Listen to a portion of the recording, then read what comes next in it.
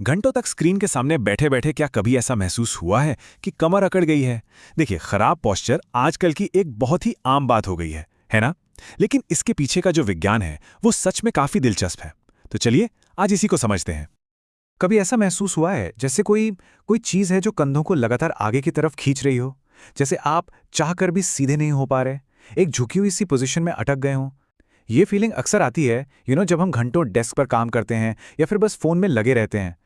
देखिए, अक्सर लोग इसे बस एक बुरी आदत मानकर टाल देते हैं, लेकिन ये सिर्फ एक आदत नहीं है। असल में ये हमारी मॉडर्न लाइफस्टाइल से जुड़ी एक प्रॉब्लम है और इसका एक बहुत बहुत ही स्पेसिफिक शारीरिक कारण है। तो आज हम उसी कारण की जड़ तक पहुंचने वाले हैं। तो चलिए मिलते हैं इस पूरी कहानी के असली विलन से।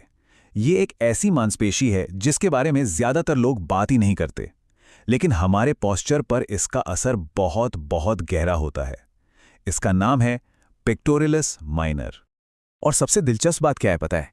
इस प्रॉब्लम का जो असली सोर्स है वो अक्सर अपनी एक बहुत ज्यादा फेमस, कह सकते हैं भाई बहन जैसी मांसपेशी के नीचे छिपा रहता है। तो स्क्रीन पर देखिए, एक तरफ है द स्टार यानी पेक्टोरियलिस मेजर। ये छाती की वही बड़ी पावरफुल मसल है जिसे जिम जाने वाला हर इंसान जानता है। लेकिन इसके ठीक नीचे छिपा है the hidden mover, pectoralis minor, एक छोटी सी गहरी मसल जिसे अक्सर कोई भाव ही नहीं देता। पर मजे की बात यह है कि यही छोटी सी मसल हमारे कंधों की सही पोजीशन तय करने में एक हीरो का रोल निभाती है।